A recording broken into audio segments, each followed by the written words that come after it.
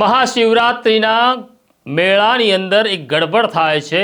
મુખ્યમંત્રી પણ ત્યાં હતા, નાયબ મુખ્યમંત્રી પણ ત્યાં હતા, પણ રાત્રે જ્યારે મૃગીકુંડની અંદર એક મહિલા સ્નાન કરી રહી હતી। આમ તો તે સોશિયલ મીડિયા ઇન્ફ્લુએન્સર છે, પણ તેણે ભગવા પહેર્યા હતા। પોલીસની નજરમાંથી છટકી તે સ્નાન કરે છે અને જ્યારે પોલીસ ત્યાં પહોંચે છે ત્યારે પોલીસને આંખો કાઢી ડરાવે છે, ધમકાવે છે।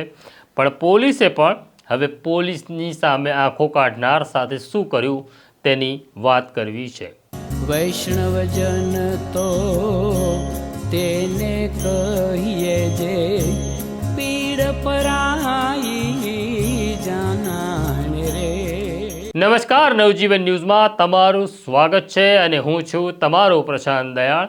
જ્યારે પોલીસને જાણકારી મળી કે મહાશિવરાત્રિના મેળાની અંદર મૃગીકુંડમાં પરંપરાગત રીતે જ્યાં અખાડાના જ સાધુઓ સ્નાન કરી શકે છે, ત્યાં સુરતની કીર્તિ પટેલ પણ ભગવો પહેરી સ્નાન કરી રહી છે।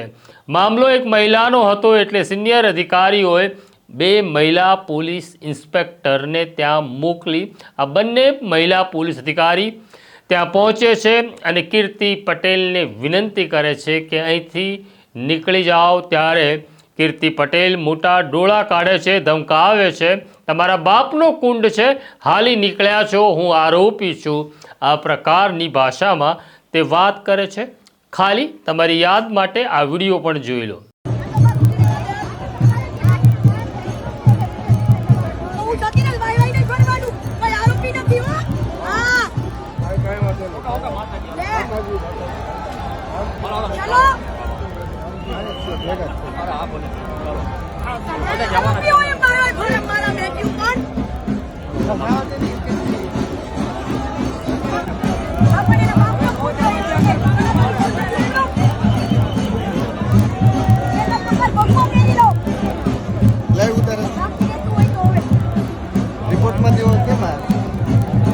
તમે આ વિડીયો જોયો, આ વિડીયો ખૂબ વાયરલ થયો, લોકોએ અનેક પ્રશ્નો પણ ઊભા કર્યા, પરંતુ આ મામલો હવે ગાંધીનગર સુધી પહોંચ્યો અને ગાંધીનગરની સૂચના પછી જૂનાગઢના એસપીએ આ મામલે કાયદેસરની કાર્યવાહી કરવાનો આદેશ આપ્યો।